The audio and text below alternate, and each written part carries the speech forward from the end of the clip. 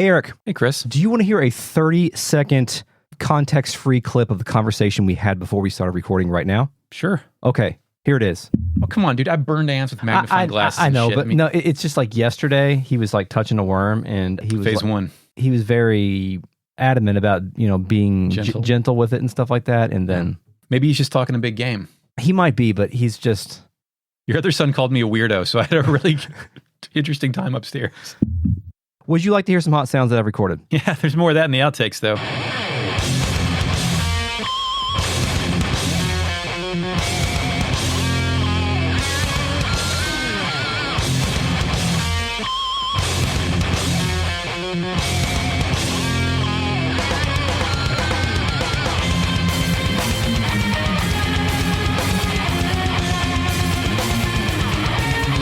Welcome to Retrograde Amnesia, a comprehensive podcast where we discuss classic JRPGs, chapter by chapter, beat by beat.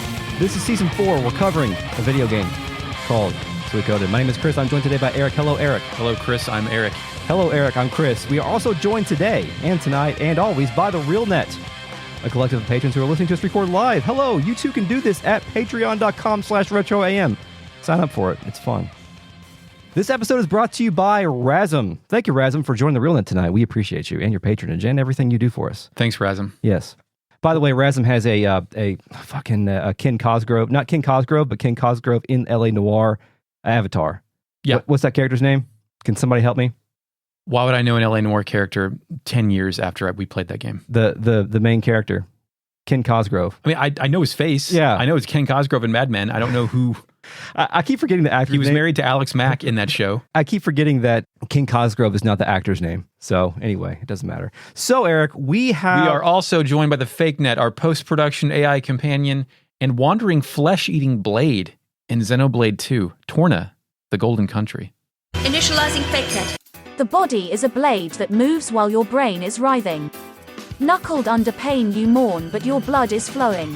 Hello, Fake Net. Hello, Crisp. Were you received from a gotcha device? Looks like you brought some jokes. I think Torna got rid of that. You just get all your blades. Thank you. God, thanks. That makes me kind of want to pop that in sometime. I don't think so, Chris. Okay. We don't need to elaborate right now because we've already had too many off-topic conversations that are at the end of this podcast and cut out from where we are now. Anyway, Eric, we've killed our father. Yeah. The Soul Eater has leveled up to level 3.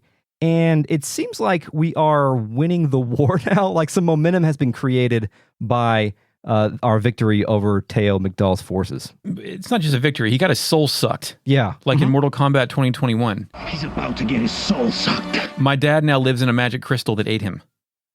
Yeah, I mean, that's one way to put it. But do you think therapy existed in the 1500s, whatever this time was based off of? Like, do you think men talked about shit that happened to them, or was it just do the job?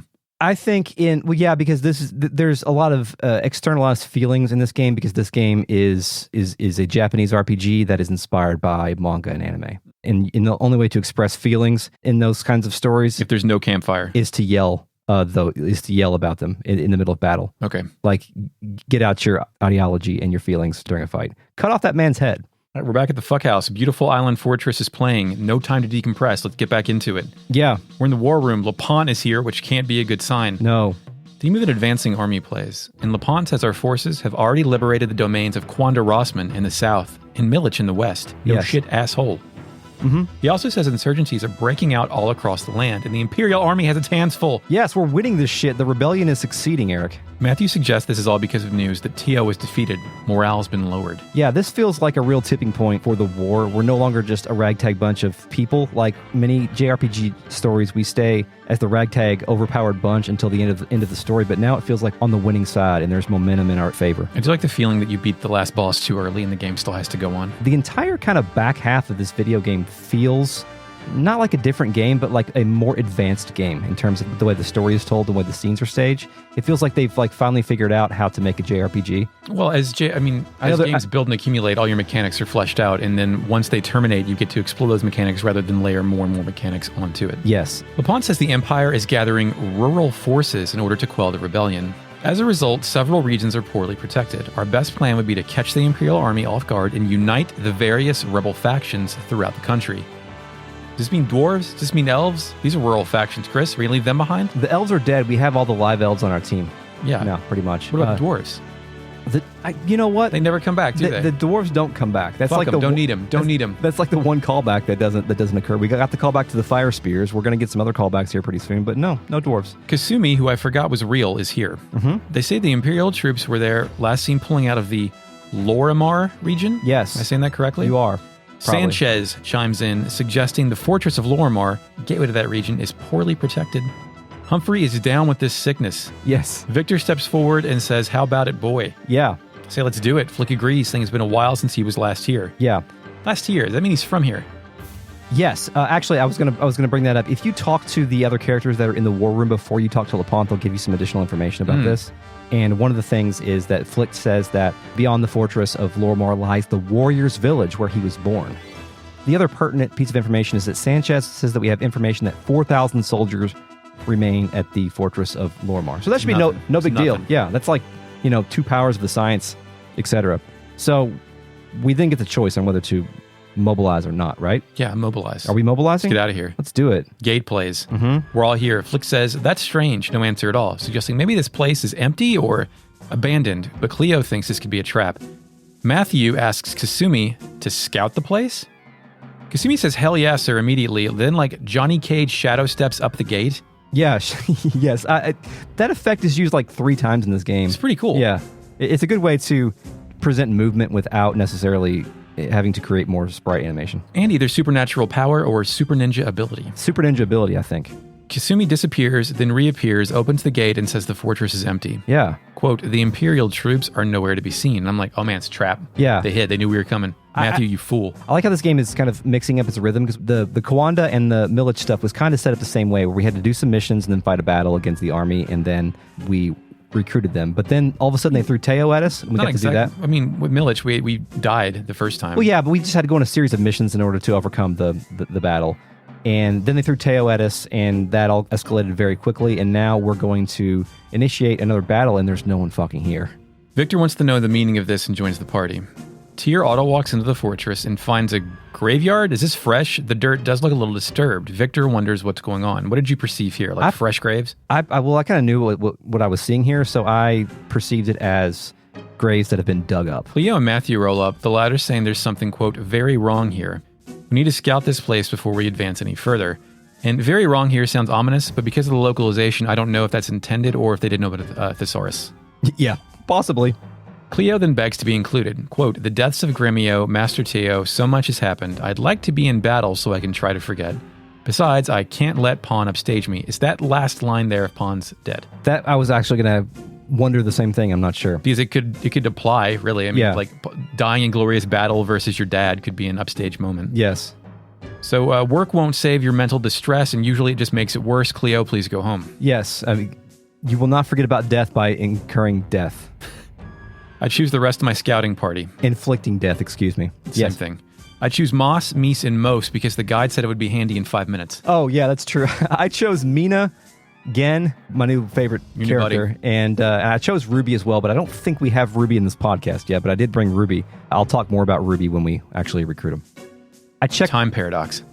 Victor signs us off with, this is quite a mystery. What fun. Matthew wants to get back to the fuckhouse castle. I sail right through the other side of the gate. Half this fortress was a graveyard, which has to be excellent for morale. Yes, it's great. I leave the world map, where tiny characters in a huge world plays for a few seconds before I immediately walk back into Lorimar. Yeah. Gate plays, and there's a man in green pants with a yellow Lando cape. He's standing by the graves. It's Kirk. Kirk. He has a portrait. Blonde hair, cool collar, squinty eyes. Kirk says something fucked up. Yeah? He says his job is cutting off the heads of criminals. But business has been slow lately. Is that because there's no criminals or because the criminals have been dug up? I think because the criminals were always executed, and I don't think he cuts off heads post-mortem. Okay. Now, if someone, this is the first thing he's saying to us, and we already have all kinds of like kids who can't find their cats and old men who take apart boats. Kids who love announcing the names of towns. Yeah. And like we don't have many strong like serial killers on our squad, and do you need one of those? Yes. In Suikoden you do. You need a team or at least a collective of of Just absolute motherfuckers. absolute motherfuckers. Absolute motherfuckers. Indeed. And I think we're like starting with Kirk here and some guys that we'll get probably in the 2 or 3 episodes of this podcast. We're starting to finally get our collective of motherfuckers. When we do our Patreon bonus episode where we debate the best character in this game through an organized bracketology tournament, I think I want to think about the motherfucker scale for people and whether or not that applies to like an innocent scale. Yeah. You know, you have to judge these people based on their inherent qualities of measured dastardliness. Yeah, that's a really good idea. I like that idea. Fuck it, let's recruit him. Yeah, let's do it. He says, all I do is cut off heads. That's all I know. Are you sure? This is the only guy that's like, are you sure you want this? Still recruit. Has the game ever made sure you're really sure? I don't know. He's in. He says, you're a strange guy. All right, then I'll come along. I'll enjoy the sunlight for a change. The sunlight? Does he work in the shadows, or is he like Blade and he's a day-walking vampire? It's day right now. Blade can walk out in the day. That's true. I don't know. Anyway, Kirk joins. I leave back to the world. Oh, Kirk. Tell me about Kirk. Yeah, Tell me more about this guy. Yeah, Chris. this guy, because he doesn't give you a lot of information. And Cuts off heads. That's it. Yeah. Where does he sleep? Who's he stay with? Not sure. Kirk is the Chihei star, the smooth star. That's because his blade cuts a smooth cut through the neck. Is that true? No, I just made that up just now. He's a human male, age 26. Some of these profiles will give the character's occupation, but usually it's obvious, like, you know, Beheader? cartographer, stuff like that. But his is listed as executioner. So Okay, so maybe that was his legitimate job. Yeah, Executions. I think so. Murders and executions mostly. Yes, mostly. I'm into murders and executions mostly. His weapon is the scythe. Now, he has 3 versions of that scythe: the tower, the death, or the judgment. Eric, what are those 3 things? Sites. Tarot- They're cards. Tarot cards, Yes, yeah. thanks. Shouts to Ogre Battle. Ogre Battle invented tarot cards, according to me. He joins the team of wild geese. What? Yes, he's our first wild goose that we have. Geese are motherfuckers. Geese are motherfuckers. So, Yes. Yeah, I saw a goose at Target the other day, and try to fight it. my kids wanted to walk past it, and I was like, no, that thing looks like it's hanging out near it. Once they hiss, you got to run. Yeah. You can approach them, but if they hiss, you got to get the fuck out of there. Yes. His battle cry is, I am death himself. Don't overwork me. Which is a good line. Like, don't overwork death. Yeah, but Death can't quit. It's his job. I know. Fake Net, what is the traditional weapon of the executioner when a guillotine is not involved? Initializing fake net. In the Middle Ages, an executioner's sword is a sword designed specifically for decapitation of condemned criminals, as opposed to combat. These swords were intended for two-handed use, but were lacking a point, so that their overall blade length was typically that of a single-handed sword. Like, I think it's a scythe because that's what Death wields, right? But I don't know if that's actually has historical precedent. I mean, usually a scythe is used for farming. Of course. So yeah, it's but probably an axe. It's a multi-purpose tool. I guess we already know because the Fake Net already told us. His death quote is, lucky you, I'm gone. Okay. Yeah, it's great. That's all I have for Kirk. Thank you, Kirk. You're welcome, Chris. Kirk's battle sprite, I've never used Kirk before, I don't think, in any of my playthroughs, but his battle sprite is pretty cool. His scythe is very large. You're impressed by a man's large scythe, huh? I am. Me too. I love large scythes. Soon I find myself in Warriors Village, where music Gathering of Warriors plays. Yes, the warriors are finally gathering. As soon as I walk in, the camera of grassy-ass Grass Village pans up and reveals 2 portrait characters locked in conversation. Yes, one is a young-looking flick guy named Hicks. I've got green headband and looks like he's from anime. He is from anime. Suikoden is anime confirmed. He is telling Tingar, a young girl with red hair and a potato sack clothing, That's how we're saying that? Tengar? Tingar. That's how I wasn't sure. I have no idea. I don't know how to say 2 A's in a row. Tingar. Called Tenguar. Tengar. Hicks says don't go. Tingar says that she's already made up her mind. Hicks pleads, though, saying she will get eaten, like everyone says, which we've stumbled upon an interesting conversation, Eric. We're talking about getting eaten. She asks Hicks if he can protect her. Can you? Why, your sword isn't even named yet. Hicks isn't so sure, saying that the others can protect her, I guess, is what he's implying here. Tingar replies, you've always been like that. Besides, all that talk of blood-sucking might just be rumors. I might even be comfortable at the castle. Better than staying in this backwater village. She also kind of infantilizes him when she said, your sword isn't even named yet. Yeah. Like, oh shit, son, your lady knows your sword has no name, you piece of fucking shit. Yeah. And, you know, we'll talk more about the sword naming stuff later. But Hicks is wondering what the hell she's talking about. Then A guy whose face I don't understand comes onto the screen. He's not from this game. Zorak. He's here. not from this video game. No. This is not a portrait that belongs in this video game. Yeah, I don't really get it. Eric, who's the most famous Zorak in the world? This is the first one I've met before. Oh, it's Zorak from Space Ghost, the Mantis guy. I haven't seen Space Ghost. Prouse is the true Lord Vader. Prouse? He was a figurehead. It is Jones who is the true Vader. Answer me this, Moltar. Who patrolled the galleys of the Death Star? The Ewoks.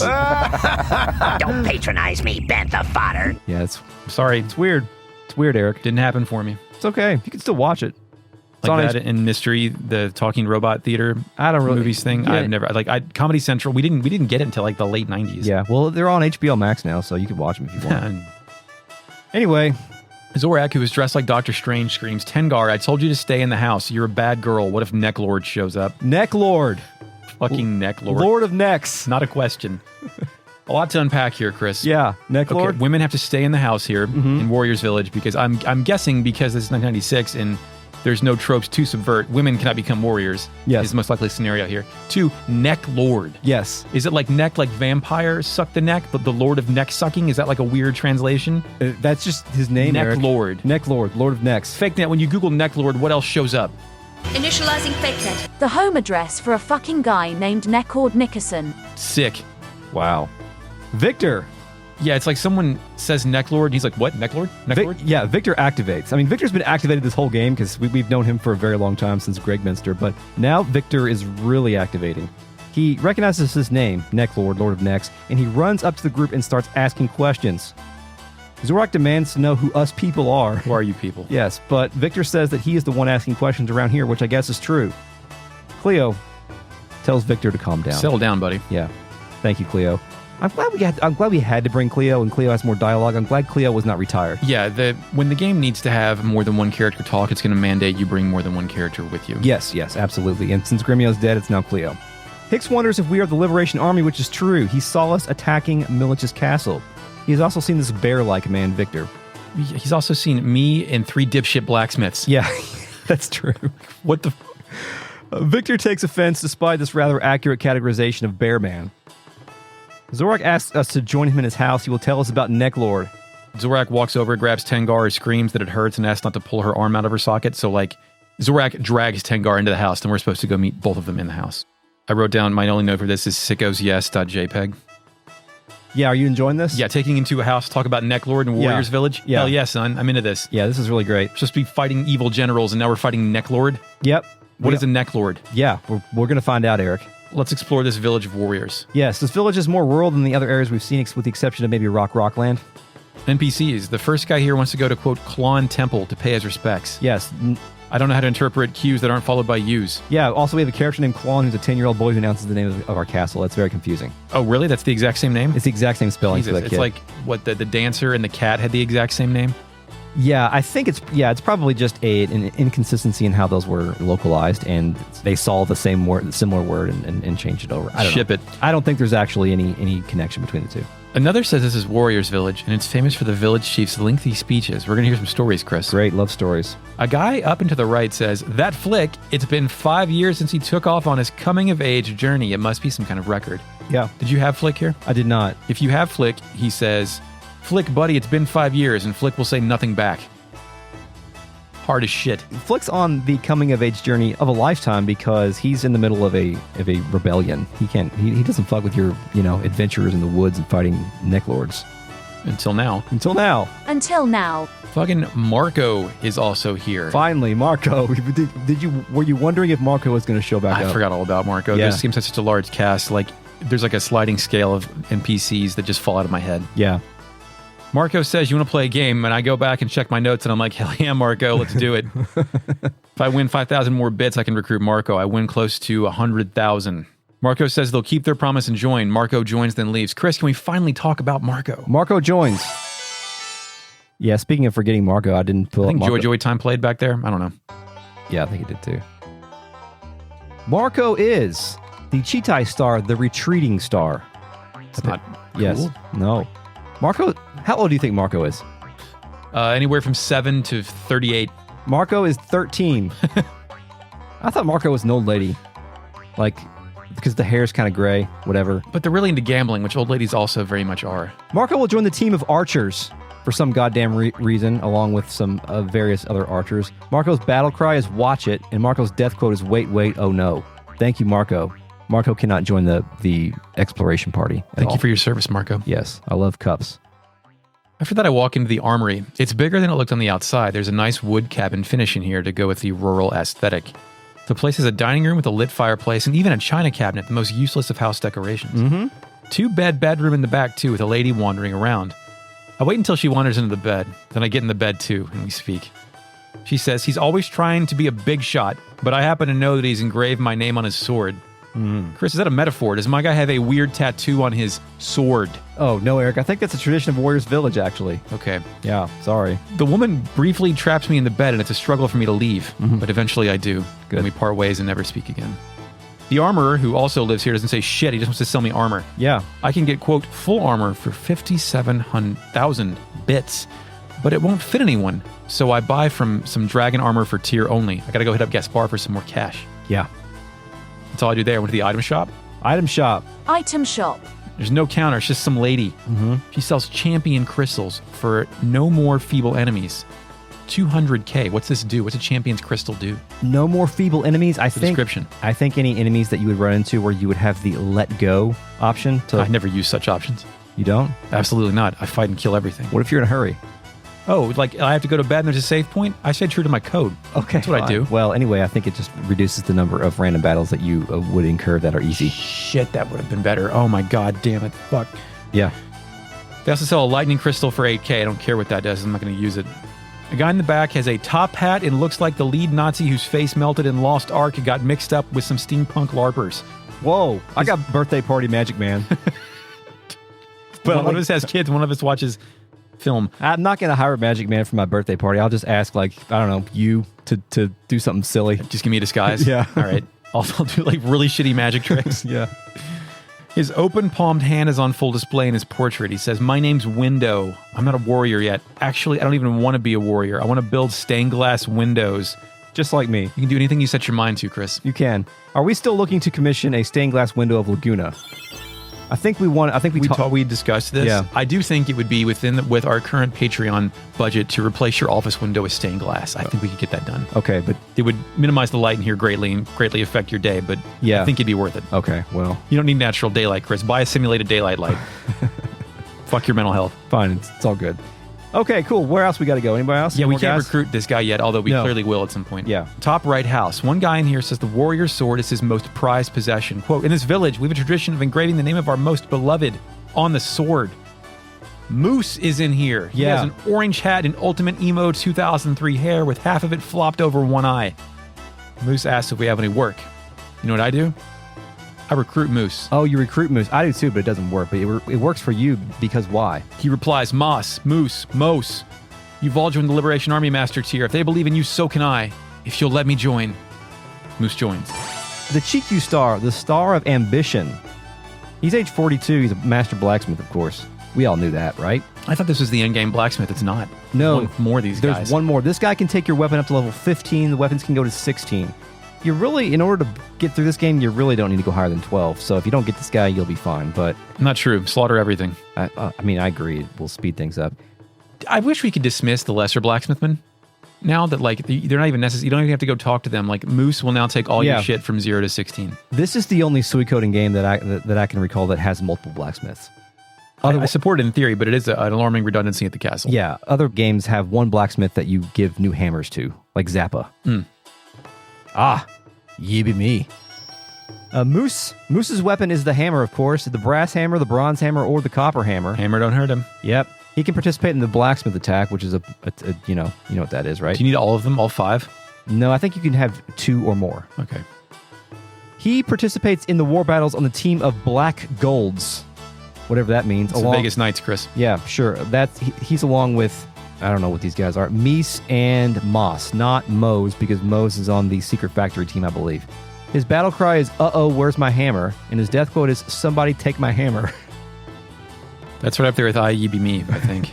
Somebody take my goddamn hammer. That's all I've got for Moose. Thank you, Yellow Blacksmith Man. Welcome, Moose. I go to the end. There's a very nice hydrangea on the front desk. Some guy next to a table with 2 beer bottles says, I'll defeat Necklord. His castle is southwest of here. I'll go get him. Thanks. Yeah, you do that, guy. Something else, finally, before we go to the chief's house, there's another graveyard out back, and I don't recall this many graveyards in any RPG I've played before. It's just like a regular facet of towns. It makes sense. Towns should have them. There's probably a lot of dead guys here. Yeah. But it made me think there's going to be like a zombie rebellion or some shit. They mostly appeared in the more rural towns, I believe. Yeah. I could be wrong, but yeah. They don't have the city funds to bury the dead far away from where they eat, shit, and drink. Yes.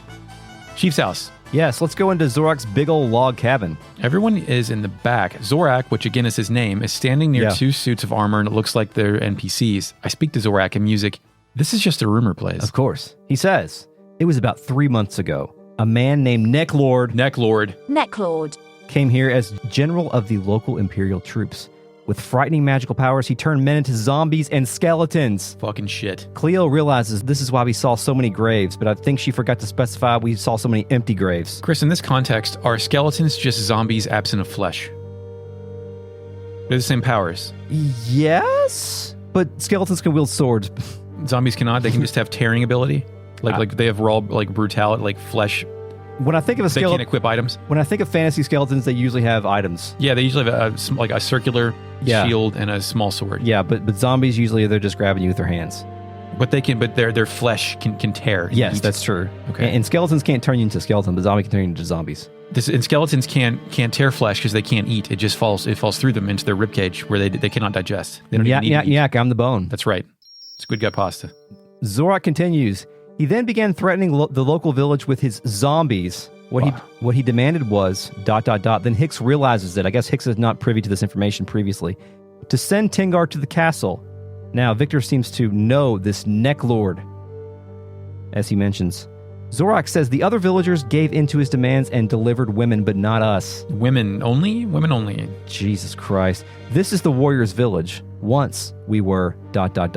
Then Hicks starts screaming, oh my god, and I thought that we were under attack or something like Necklord was here, but actually he's realizing that Zorak is about to go into his long lore speech. His long speech. I have 2 questions for you before that. So the graves we saw earlier weren't fresh. They were disturbed.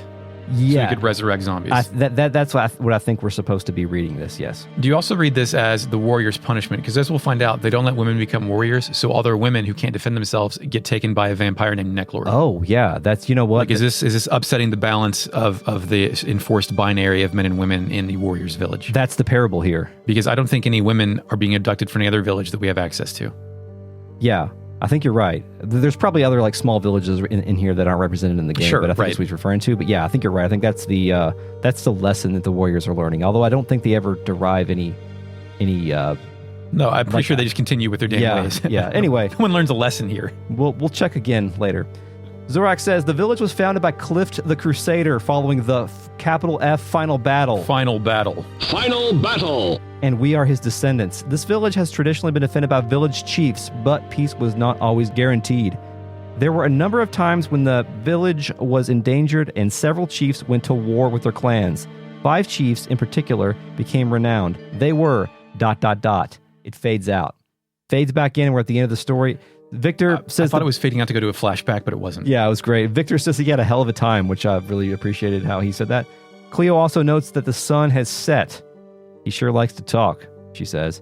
Victor asks the old man if he's done. Zorak offers another story, but Victor declines and decides to get some rest. I thought it was actually a pretty good joke that the game did to us what we usually do to NPCs. We have to catch them up on our story so far, how it fades to black and cuts. It did that to the player. Yeah, because everybody knows who we are, which is actually an interesting twist in the traditional layout of a JRPG. Theme of a moonlit night plays, right? Yes. She asks if the person talking to Hicks is Cleo. Yeah, thanks. She mumbles a bit and then she says she's not interested or anything, just passing by. She darts off. So she clearly sees Cleo presenting as a woman and being armed with armor and weapon. Yes. Which is a taboo in her culture. Yes. And also talking to her boy crush. Oh, yeah. Yes. Uh-oh. So you think she's threatened by... I thought she was admiring Cleo, but do you see her being threatened by this? I think she's being threatened by it because Cleo is a mature woman who's a warrior and has really good magic, and she's like, I've got to compete with that in the back of her mind. Although it's not for Hicks, yes, right? for Yeah, Hicks. the Although prize Hicks. It's not a reality, but that's what's going on. Teenage paranoia. I eavesdrop on Hicks and Cleo. Cleo says that her ears are pretty beat right now. Hicks apologizes. Hicks asks why Cleo fights when she's a woman. Women don't fight in the warrior's village. My original read of this was she was not, she had firmly rejected Hicks earlier, and I thought she had found Cleo attractive. Oh, okay, yeah. Not going to happen in a Japanese game in the 90s, but that was my initial read on it. Cleo says there's no reason women shouldn't fight. Just like men, women have things they want to protect. Don't you have something that you want to protect? Hicks says, yeah, but he's weak. Motherfucker, we need to take your ass to Moose. That's right. Cleo hardened up. Yes, Cleo agrees. If you're weak, there's no point in getting killed. You'll never be as strong as long as you consider yourself weak. Mm-hmm. Hicks guesses Cleo is right and thanks her. And those are all the gender norms we have time to defy in 1996. Yes, thanks. Thank you, Cleo, for being that person. Did you see Hicks bump into Tyr on the way out? Yeah, it's great. Oh, mister, sorry. Oh, sorry, guy. I wonder how the NPCs that we recruit read Tyr, because the only thing he'll ever say is recruit. Yes. Recruit or no. I talked to Victor in the bedroom. He says he can't sleep, not since he's finally found Necklord. Necklord. Lord of Necks. Says Necklord isn't human. He misused a rune and became a vampire. You can do that? Can I do that? I would love to do that. I'll take that gamble 9 out of 10 times. Yeah. He destroyed the village where I was born. When I returned to my village, I saw members of my own family who were turned into zombies by him, eating each other. Eric, you can think back to earlier in this podcast when I don't remember what the context was, but you randomly asked me if this game had vampires in it. Because it was the most ridiculous thing I could think of, this ultra serious political war battle game. Yeah, and I had a very hard time not shouting yes. Victor is engaged in a revenge quest against a vampire named Necklord. Get it? Necklord. I can see there being a big whiteboard where they're okay, we need the levels to make sense, for these enemies, for these castles to make sense. We need a plot event. And there's just vampire, werewolf. What are the Chinese hopping ghosts? Those things. Jiangxi. Tengu. Yeah. They're just Kappa. All those things to select from, and they pick this. They picked vampire. I mean, come on now. Why not? And to their credit, they do a pretty good job of doing a vampire thing without making it too... I mean, this was before the vampire... I mean, I think the Keanu Reeves Dracula movie was out at this point, but this was, 10 years before Twilight, 5 years before Interview with the Vampire was a movie. Also, it was the same year, never mind. Also, this is the company that publishes Castlevania. Right. So, maybe they had a vampire consultant come over from the Castlevania team to say, hey... do it like this. Yeah. Necklord versus Dracula in the next Konami fighter. They should have been in that Wii Castlevania fighting game. Yeah. It's morning. There's birds chirping. Cleo wakes Tyr up. It's like, hey, you have a good rest, but you cannot reply. I walk outside. Music, Theme of Tension, Impact version plays. Mm-hmm. The gang's all here, but so is a fucking vampire and a bunch of purple boy zombies. Yes. Necron the vampire says something hilarious. Necklord. Good morning, everybody. Yes, which is great because he's calling to the fact that, it's not nighttime. He did not come during the moonlit night. He's a daywalker, Chris. He is. He tells Zorak that he's here to claim his daughter. After all, she is his daughter. What? Is the daughter to eat, to assault, to keep? This guy's churning through the daughters, right? He is. Is there a body stack we're going to find? What is the purpose of daughter? I think he has a long life, so he rotates them in. Okay. But he's a playboy. You're right. There is no evidence. Does he turn them into a vampire and then wouldn't they live forever? Or can you not do that? It appears Necklord's powers were not derived from typical vampirism, but from rune abuse. His bites turn them into zombies, which actually accelerate age to the point of death. Gotcha. So there's no succession of vampires in this game. As far as we know, they have called him a vampire from reading fiction and assigning that to him, which that is, because I don't know of any other magic abuse vampire inception situations. Okay. A runic vampire, I think we'll learn about him later. Yes. FakeNet, what's the most fucked up way somebody can become a vampire that you can find?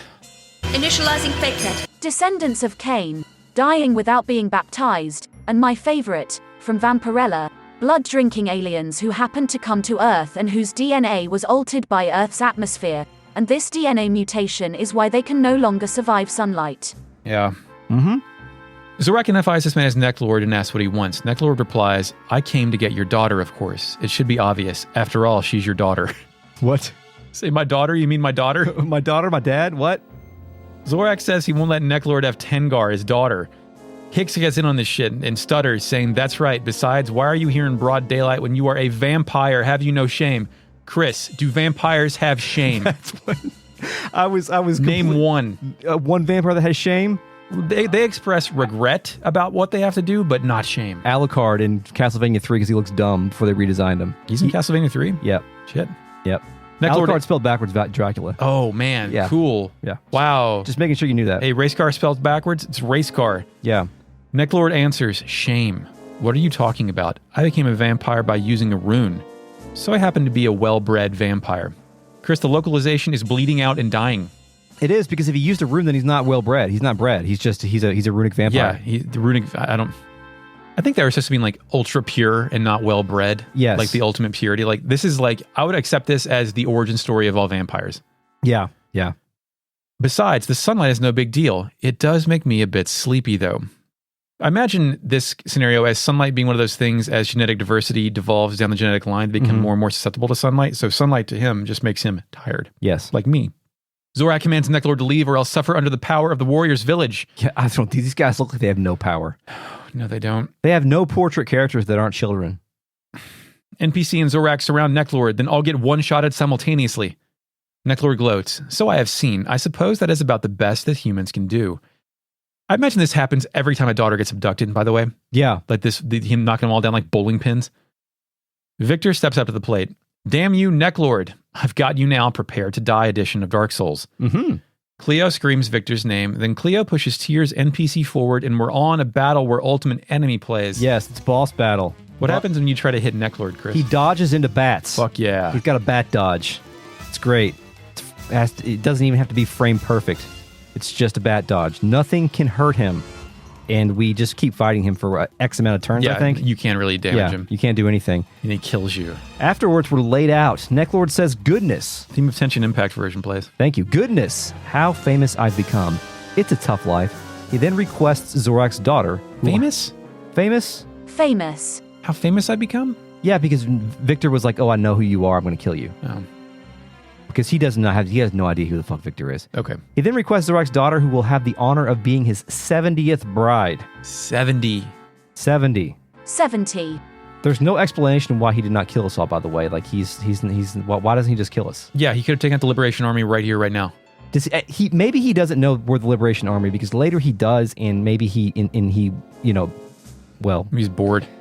Yeah, later he knows who we are, and he knows about the Soul Eater, but perhaps right now he's not quite sure. He didn't look at Tyr's hand. Yeah, his glove. Hicks tries to fend off Necklord. Oh, God. He stands in front of Tengar. Yeah, but Tengar requests that he step aside. Necklord says that he likes the young lady's style. Necklord says that leaves him no choice. Tengar screams to wait and asks Hicks to step aside. Hicks can't believe this shit, suggesting to Tengar that he is capable of protecting her. "She knows you, man. Thanks. You're Good not job. You're not going to do this." Yeah. Tengar replies, "Thank you, Hicks, but I can't let you die. Get out of my way, Hicks."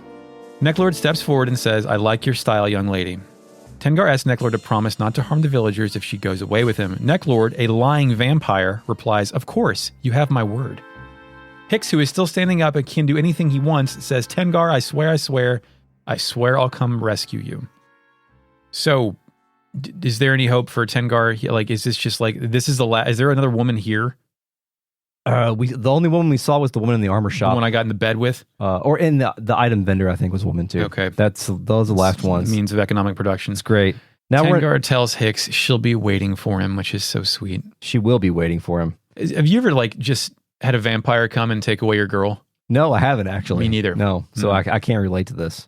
Necklord signs off with, "Shall we be on our way, my pretty bride?" Fade to black. Gathering of Warriors plays, and Tyr is in bed. Yeah, we're all over. Who wakes him up? It's Victor. Hell yeah. He's talking about how we couldn't do shit about anything. Then he comes with a stinger, Eric. Mm-hmm. We need a special weapon to beat him. Yes, dude, another magic weapon. I love special weapons. He says that most... Use the fire spear, dumbass. He says that most ordinary weapons are useless against vampires, especially runic vampires. Try the fire spears, try the gasoline engine, try anything. We go and talk to Zorak. Power of science. Zorak doesn't know shit about any special weapons against vampires. Damn it. But then Zorak has an idea. Uh-oh. We should go west to the Temple Qlon, founded by a certain priest named Qlon. Not the little Qlon who announces the name of the castle back home. Can you bring Qlon to Qlon? No, he's not a party character. Fuck. Victor can't believe this shit. Threatens to pull out Zorak's tongue unless he gets to the point. Yep, Zorak spills the beans. The temple's supposed to hide a secret. I love temples with secrets. Me too. Victor, all of them. Victor answers sarcastically, boy, that tells us a lot. Actually, Erica does tell us a lot because if there's a secret in a temple, it's got to be strong, right? Yeah, especially it will kill a vampire. Them's the rules. Cleo accepts that we have no other leads and we probably need to check it out. We party up. So then I leave, but outside there's a new NPC by the well that I just noticed for the first time. Oh, yeah? It says, even in the forest, not just at night during your work, praise the king. Those were the last words of the only villager who ever attacked Necklord's castle and made it back here. Yes, you're supposed to must be some kind of code. You're supposed to write this down in your video game notes. My video game journal. Did we establish if there were notes in the back of Suikoden's manual? We can if you want to right now. Will you deface your manual and put it in there? Don't do that, Chris. Do not damage your manual. No, but we are going to check. We may have already done this. We apologize to the listeners if we already done this. $10 rebate for Project Overkill. Hell yeah, dude. Suikoden notes. It says character or item or in city/location. The notes are filled in for you, or is it no? like it's got a grid there, and a nice piece of artwork of Humphrey, Odessa, and Flick. Never seen that picture before. I wonder if that's in color. It's nice looking. And also 108 Stars of Destiny. All their names. They're right there. Thanks. The only notes I found on a game I bought secondhand is in Saga Frontier 2. On the last page, someone just wrote the word fuck. Fuck. You want to go west now? Yeah, let's go to Qlon. All right. We get there. It's a place with blue water and a moat on the world map. Aren't moats? This was what threw me off, because there's it's surrounded by water, right? Yeah. All moats that I've ever seen in fiction are supposed to be filthy. But this is a clean, blue, swimmable moat. Yes. Is it not full of monsters and blood and disease? It's full of koi. You can see them. Feed them if you want for a quarter. We walk in and new music plays. Inside the silence. Within the silence. Oh, fine. I like how it dings a bell at the beginning. It's great. Yeah. Just like the Undertaker's music, by God. Yes, the Undertaker's dong. It also opens with water running, which... Undertaker's dong. Thank you. Which gets weird when the song replays after 90 seconds. I cross the bridge and find a pair of square marble fountains. The two doors on either side are locked. In the back, I find a prayer board. Yeah. When I went to Fushimi Inari in Kyoto, I saw one of these. It was huge and orange, and you got these little wooden fox heads, and you wrote prayers or messages on them, and then hung it up. And then you could do this in Persona 4. But Chris, this isn't a prayer board. It's a goddamn gate. Right. Yes, it's a gate. Some guy is back here slamming a hoe. There's some kind of tilling tool into the ground. Yep. Mm-hmm. Speak to them, and what do I give them? It's Zen. You give them all your seeds. Hell yeah. You happen to already have your seeds with you? I don't know. I had some seeds. Curse all seeds. Curse all seeds. Curse all seeds. Spread seeds over Zen. Yeah, I think you have to give him at least three different colored seeds, and he'll join you. He's wearing the traditional garb of a rice farmer. Then he says, good, now I can finish my work here. Thank you so much for the seeds. There we go. So now I'm a member of your party. Zen invites himself and joins my party. Yeah, I like how he finishes his job. Like he'll take a couple more hacks. He finishes, and I wonder if Zen is going to get along with the guy whose name I forgot. Blackman? In the fucked town who was growing flowers. Yes. Yeah, they're buddies. It's interesting that Zen has several very specific sprite animations here, which makes me think that they had larger plans for Zen to actually do something in the castle, even though he doesn't. Did he join yet? He joined. Zen joins. Zen is the Chihei star of the Avenging Star. He's going to avenge your garden, or something. His age is 34. He is, of course, a gardener. He is not a partyable character. You can't put him in your party, but he does join one of the teams in the war battles, the Fellows, along with Blackman and Ivanov. His battle cry is... Dude, I don't even know what Ivanov is. Ivanov is the painter. Sure. The painter?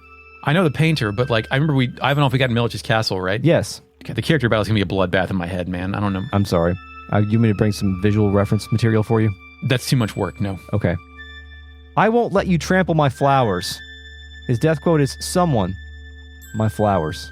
My death quote is, someone, my podcast. You ever dig up anybody's flowers when you were a kid?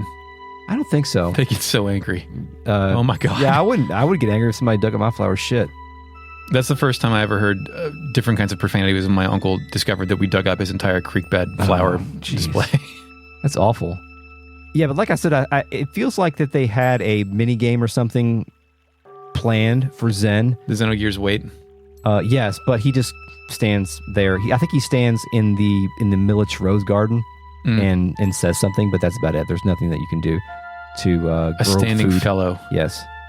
I enter the temple, and the top right next to a crystal ball is Morgan. He has long blue hair, he's wearing a headband, and has his eyes squintily closed. He says, I think it's a face... Okay, I perceived it as a face band, like covering his eyes. like Kenshi in Mortal Kombat? Yes. Because Morgan is a blind warrior. Oh, really? Okay, Yes, sure. okay. I'm staying here, and you, Master Tier, I would surely like to see your face. You have an interesting voice. Oh, excuse me. I've been blind since birth. But in fact, I see better than others. I recruit him, and he says he can see a big sky behind my back, and then my life is in your hands. Dude. Is any of that a metaphor? Morgan joins.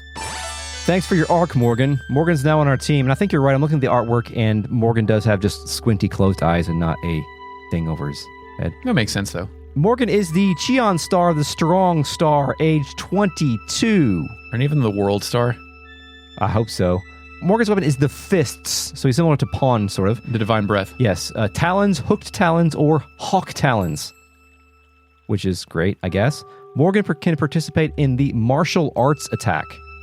Interesting fact about Morgan, do you think we're not going to cover Suikoden 5 anytime in the near several years? PS2 game, never say never. But, I mean, we got to do Suikoden 3 first, so... No, you don't. Go to 5. Fuck it. Okay, well, anyway. Morgan has a bit of according to the Suikoden wiki, I don't remember this from playing it, but Morgan has a bit of retconning in his backstory between Suikoden and Suikoden 5, which takes place 5 years prior to what we're doing now. In Suikoden 5, he is given a more violent origin. I think he was like a slave warrior type guy that lost his sight in those moments. And he's reduced to a no-name NPC in my battle now. Like, he was a great man. Now it's just one line of dialogue, and he sits in the castle. Yes, I don't think he's a Star of Destiny in Suikoden 5, so he's probably just a regular Some guy. SWC. Yeah, some guy. Yeah. Damn. I think just a cameo type deal. That's all I have for Morgan. Thanks, Morgan. For your cameo and your elements of power. In the top left, next to some books, is Hugo. Hugo has a portrait. It's a guy wearing a red coat with big gold glasses and a very solid mustache. Yes. He's framed from the back, and he's turning around like a cool guy. He says, "That's funny. Where could it be? Say, brothers, have you seen the War Scroll anywhere? I'm so embarrassed being the librarian. If you see it, let me know. I'll repay you." I take old book volume 3 from the shelf behind him, and nobody says shit, and I'm not returning this. Yeah. But I can't read my old books because I don't have a librarian. So. I know. It's a paradox. We'll be back. I go to sleep in the bed, and it actually works. We all rest. Finally, I speak to the bald monk receptionist. This is fucking... I think his name is supposed to be Fukian. Okay. But you can call him fucking if you want. He's got those beads like Akuma wears and a sick-ass beard. Yes. He's also even more bald than I am. I was Yes. expecting your arrival, Starmaster. Call me Starmaster? Fucking call me Starmaster? I want all my homies to call me Starmaster. Oh, God. It's even better than... We got a power rank. Starmaster, Star-Lord, Starman, the Jeff Bridges movie, Starkey. Where's some more good? Ringo. Star from Mario. Okay. Superstar. Yep, Superstar. Yeah. Molly Shannon. Yeah. Starmaster confuses Victor as well, and he asks if Tyr knows anything about it. If we can answer simply, of course, Master Tyr is the destined leader of 108 stars of heaven and earth. Holy shit, they're actually going to say it. Wow, Victor. I mean, there's a tablet with our names being divinely inscripted. Victor says 108 stars. Cleo, this priest, is bonkers. Yes, Fukin, the bonkers priest, tells Victor that he was born under the star of heavenly loneliness, which I think when we read the translation was the Lone Star, like Texas. But heavenly loneliness sounds... I would rather be heavenly lonely than live in Texas, I guess. and Cleo under the star of heavenly fulfillment. You were all born under the signs of the 108 stars, as was I myself. We are destined to gather together once again under Master Tyr's sign, the star of heavenly guidance. I know it doesn't matter, but if Morgan wasn't a star of destiny 5 years ago, how can he be now? If he was born under a damn star? Because the star of destinies are only... Good question, Eric. I'm just saying, once a star, always a star. That's why when you told me like Suikoden 2 was following this game, I was like, how are there another 108 stars of destiny? Well, there are, Eric. It just happens. I demand destiny be more evenly allotted. There are times in which destiny must occur, and somebody might be on vacation and they cannot currently occupy that star of destiny, and somebody and more than one person can be born under a star. Goddammit! Too much PTO going around Torn Castle. Cut that shit. Fuck it. Focus. None of this works on Victor, who says, "That's enough babbling, old man. Now listen to what we have to say," which is great lines. Fuck you, prophet. But we need a special weapon, goddammit. Fuiken's like, "Yeah, I know. You've come here to find out how to destroy Necklord the vampire. Lord of Necks. Destiny, Chris." Cleo asks Fuiken if they know a way. Fuiken's like, "Yeah, follow me, Fox." Fuiken joins Fade to Black. Fuiken is now on our team. He is the Chiju star, the Beast star. He's age 63. No. Beast at 63? Come on, man. I don't know. His weapon is the Rod. His rod is called the Punishment, the Super Punishment, or the Ultra Punishment. Rod delivers punishment. Yes, it's great. It's wonderful. He's a pretty good character, actually, to use, if you like. It comes pre-equipped with the Resurrection rune, which I guess resurrects people. I don't know. Couldn't be bothered to use it. Sorry. No, actually, it has some additional spells. It has the spells Scolding, which does 70 damage against one foe, double for undead, Yell, Scream, and Charm Arrow. Thanks. Charm Arrow. What else we got here? His war battle team is the Old Soldiers, along with fellow Old Soldiers Kai yes. and Lucan. If he has Kai's respect, he has my respect. Mm-hmm. His battle cry is, "If this is fate, then so be it." And his death quote is, "Straight to Buddhahood." Is Buddhahood a word? I don't think so. FakeNet? Initializing FakeNet. Buddhahood is the condition and rank of a Buddha, awakened one. This is the highest spiritual state of being. Buddha's hood. The screen comes back and we're outside at what I thought was the prayer board. Victor guesses it's an altar. Fuiken says it's really the entrance to the cave of the past. It looks like a gate to me. What are we looking for is there. Victor now asks a relevant question. If you knew we were coming, why didn't you make preparations? Fuiken no-sells that, stating, Master Tier, much awaits you in the cave. You must be ready to accept it all. Please go in and be sure to watch yourselves. So it's a gate in front of a hole. And to me, this is like the whole, like, you need to be on your course of destiny that I know, but I can't tell you because that would upset the course of destiny. Yes, and yeah. Mm-hmm. Are we going in the cave? He says nothing about the secret weapon, by the way. He just says go in here. Yeah, go in the cave. You'll figure it out. We didn't realize the destiny and the secret weapon were tied together here. Let's go in this cave. Chris's favorite song, Pemp, plays. Pemp. 50 Cent song, PIMP. Yep, this sure is a cave. I found a crimson cape, a flowing crystal, and Old Book Volume 2. Chris, you find anything other than that? Yeah, I found a window crystal. Hell yeah. A flowing crystal. Eric, what's a flowing crystal? Flows. It's a upgraded version of the water crystal, which gives you even better water spells. Put it on Cleo. She will be an awesome healer. Sorry, went in the garbage. Yep. Also found a war scroll, which is the scroll Hugo is looking for and left in the mystery cave. Yep. As far as enemies, I fought a banshee. Yep. A siren pallid slop with blue wavy hair emerging from a coral-colored smoke cloud. A clay doll, a Virtua Fighter 1 posable rock man in gold, and a red elemental, which is a floating orange ball. Dude, the encounter rate here is nuts. I want to quit this shit. Yeah? Did you notice the encounter rate being particularly bad here? Are you using a Holy Rune and running fast? What's that? You're not dashing this whole game. No, a Stallion was annoying. I didn't want him on my team. You don't have to have Stallion. Just buy a Holy Rune and put it on somebody. I'm not doing that. Well, I know I didn't notice it.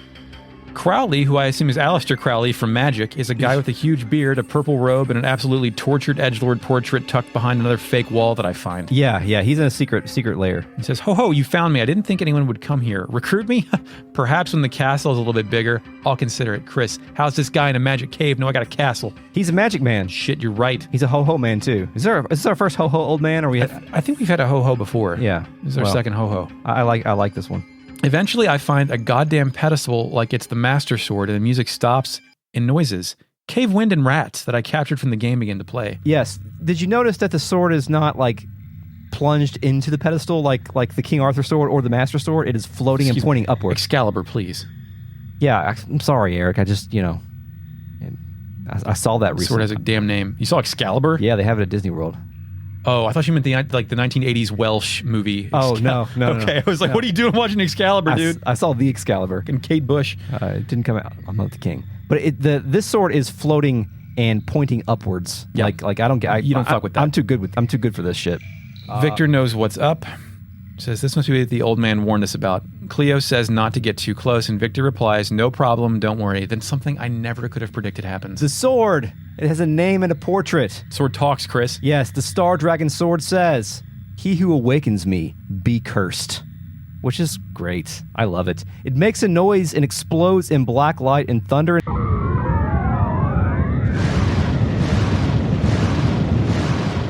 It sends us to a what? A village? We get trapped in a snow globe, but I can't be sure of what it is because that's the next episode of this podcast. Yeah, sorry. Gonna have to wait. But you don't have to wait for the real net. Initializing real net. I'm clapping in the mic, which doesn't sound like clapping. It doesn't? I don't know. I don't know.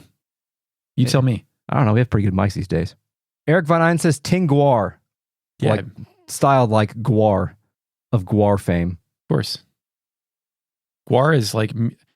What would you rather... I mean, assuming the guy from Guar is still alive, would you rather, if you had to, go to a Guar show or a Gallagher show and sit in the front row? Oh, fuck. A Guar show. Yeah. Yeah, I think I get something out of that. Yeah. Mr. Slyke says Tingar the Burnadator. Homestar. I was going to ask if there was a Homestar in this game, too. A Homestar, a runner star is a Homestar runner. It's Stallion. Flip Minix says Necklord is Alucard backwards. Many neckbeard jokes about Necklord. Yeah, that tracks. Mr. Slyke says Village of Taxic masculinity. Taxic. John Doe had a typo when you were talking about the named swords, but you were using swords in quotes. Yeah. John Doe meant to say warrior dictats, but John Doe said Wario dictats. I'm way more into that. Yeah. Absolutely. Yeah. So congratulations, John Doe. If I had to sign any member of the Mario community of having a dick tattoo, it would probably be Wario. Yeah. By the way, John Doe should be inducted into the episode title Hall of Fame because I named one of the more recent episodes Machiavellian as shit, which was a John Doe comment. So congratulations, John Doe. You win nothing. Eric Von N says Blacksmiths of the World Unite. Have you ever gone to a Ren fair and seen like a real blacksmith? I've never been to a Ren fair, but I feel like You've never been to a Ren fair? I've never been to a Ren fair, no. That's an essential... I mean, I don't think I'll go to one... okay, well, then now we have to. Do you see what you've done? Yeah. You should... It's an essential experience as a human being in this country and probably others as well. They're so fucking weird. I feel like I've seen a blacksmith somewhere, though. Like, Ren fairs to me are very similar to carnivals, except like it's like the same level of like showman. Like, you can't tell if someone is like a showman or a grifter, and their secret is they're both everywhere. Just take a lot of ones. Yeah, I think, yeah. Well, you don't really have to convince me. It's just never... It's just never presented itself? Yeah. We can go to Ren Fair dressed like Suikoden characters. I haven't been to too many like anime cons, but the one that I went to in Cincinnati, when I was hanging out with those guys dressed one was cosplaying as in a really fucking good M. Bison suit, and the other one was dressed up as Kuja from Final Fantasy IX. With the tail, yeah. But I ran into... I need to find the picture. I can't find it because it's like an actual picture that you would hold. You hold in your hand. Yeah, a picture. But it's a picture. I got a picture with the person with a really excellent cosplay of the main character from Suikoden 2. And I came back down into the place later that night, and that person was singing the vocal song from Final Fantasy IX, karaoke thing. Yep. Yeah, it was the kid was really nice. They let me get a picture and stuff. Eric Von Ein says, "What is a room but a miserable pile of secrets?" Yeah, that's runes are forged of lies and heresy. What's White Wolf? SSD Ninja says in White Geralt. Huh? Geralt. I don't know. SSD Ninja says in White Wolf, vampires can make any organ work if they spend enough blood points. I don't know what White Wolf is. Fake net, what's White Wolf? Initializing fake net. I think White Wolf Publishing was a developer and publisher of tabletop role-playing games and, as of 2018, subsumed into Paradox Interactive. SSD Ninja says this is clean moat erasure. Clean moat? Clean moat. Clean moat. You said all moats are dirty. Oh, clean. I thought you said cling. Cling, like sorry. clinging. Sorry, I'm a little... let's see. Yeah, I don't think that it is impossible for a clean moat to exist. It does not make sense from like a tactical standpoint. All bodies of water outside are dirty and polluted, especially with feces floating around the goddamn monk temple. Yeah, like there's 0% chance that you can drink anything in that moat or any moat. SSD just says, "I always wanted to die in flowers." That'd be poetic, right? Like the boss. There's only room for one boss and one snake. The boss. Okay, it took me a minute. Yeah, Sorry. the boss. Yeah, the boss. Kal-El says, "Hello, I'm fucking a fuckhouse." We finally found our champion. Yeah, you better put that dude in your party as soon as possible. I'm fucking from Fuckhouse. Ruined this video game. John Doe quotes Eric, "Virtual Fighter, Eric." No, I'm censoring. That will not make it into the final edit. Okay. I cannot be recorded on tape confusing Virtual On and Virtua Fighter and Virtua Cop and Virtua Racing and Virtua Tennis. Rip. Thanks, Fake Net. For what? All right, thanks, Real Net, for joining us tonight. We appreciate you. We'll see you next time. This episode is a production of Retrograde Amnesia, recorded on May 4th. May the 4th be with you, Eric. Name a random Star Wars character on 3. 1, 2, 3. Kit Fisto. The player of Jizz. The elephant. Okay. That has a name. Max Rebo? It's Max something. I thought Jizz was the Cantina band. Or the elephant's in the Cantina band. He's like the keyboardist. There's also he plays Jizz. There's also a elephant jizzer in Jabba's palace. I think it's Jizzler, sir. Jizzler, excuse me. So unfortunate. Salacious Crumb. Find us on Twitter at RetroAmnesiaPod or by email. You can't find us by email, but you can email us at podcast@retrogradeamnesia.com. Thank you, Mark Shepherd. And thanks, RealNet, for joining us tonight. You're welcome, Chris. Support us on patreon.com/retroam. Get early access, bonus episodes, miniseries, and more. Access to the RealNet. Thanks. Until next time, Eric. Some motherfuckers are always trying to ice skate uphill. And now you may neck the Lord.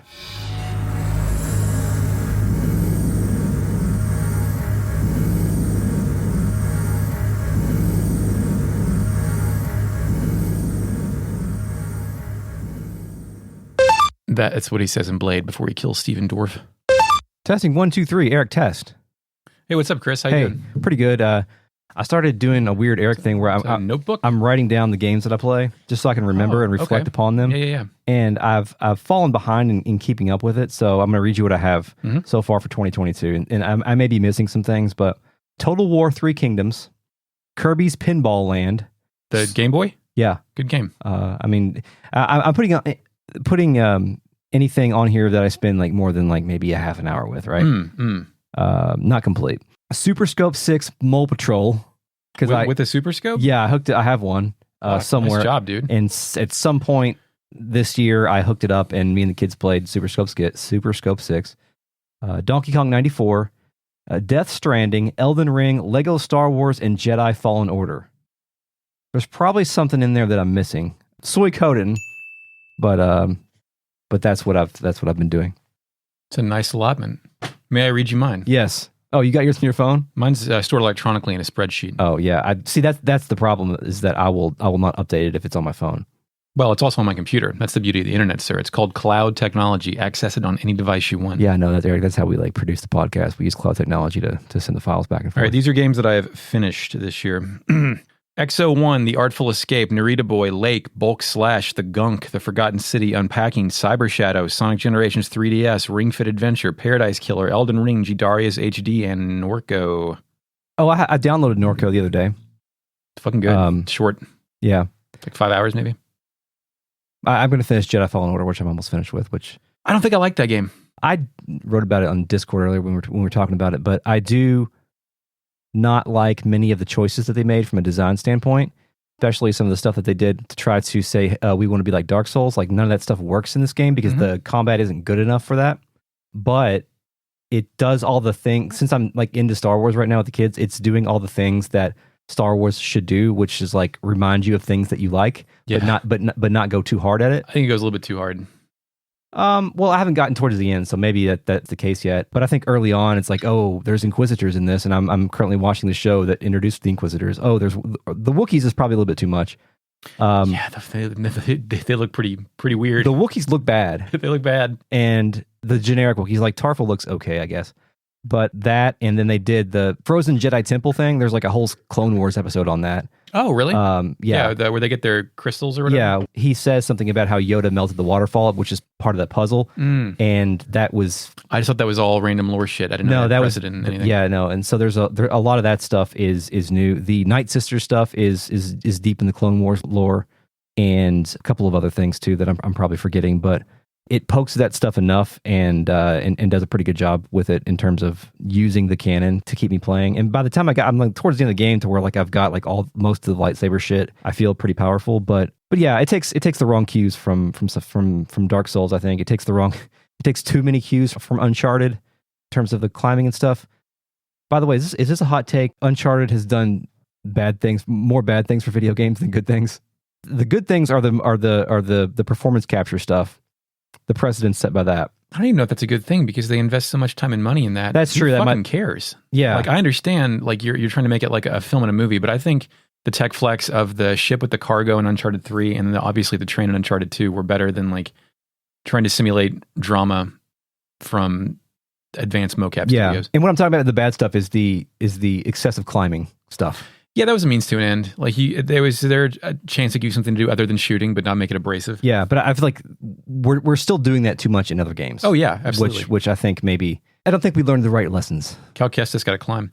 Yeah. On a meta level, there's something interesting about Jedi. It's made by Stig Osman, who was the director of God of War 3, and then made a project at Sony Santa Monica for like 4 years that got canceled. Was that 1313? No. 1313 was done at Lucas proper. Yeah, Like, it was never announced. It wasn't even a Star Wars thing, but he left and then went to Respawn to make that game. I thought about 1313 recently because it was referenced in a Star Wars Clone Wars episode. What, like level 1313, the prison level? They're like, yeah, this shit happens all the time down here in 1313 is basically what the line was. Synergy. Yeah. But overall, I'm having a good time with Fallen Order. Plus, it's a game I can play without having to hide from the kids. They can just come watch. I didn't dislike it. I just don't like it. Yeah. Say Moose. This is like when someone joins, it's like, thanks, Mark. You gotta stop for a second. Shepard. Yeah, so I can press the button. Moose joins. Moose joins. Moose joins. All right, go ahead. Moose joins. Yeah, Moose has joined. So what are you gonna ask me? I don't know. He's wearing yellow. He's got a big hammer. Okay. Zorak offers another story, but I go talk to Tingar instead. Tingar is talking to Cleo. No, she's not. Cut that. Fuck it. She asked if Cleo is... No. I already said this. Never mind. Cleo's getting more moments. Tingar asks if she goes. Please, Necklord. No. Necklord... Tingar asks that if she goes, Necklord will not harm the other villages. Along with... Page not loading. Along with... Someone... Fukin. Oh, go ahead. Okay. Victor, Fukin continues. Victor, you were born under the star of heavenly loneliness. I just said that. Fucking shit. Under the star of Master Chief Stanley. Fukin. Play the Hadouken sound. Hadouken. Fukin is... I fought a clay doll, a virtual fighter. I said virtual. Jesus. Virtual fighter. Virtual cop. Shut up. Virtual racing. Delete that. Delete that. No one can hear that I said that. You think you can kill me?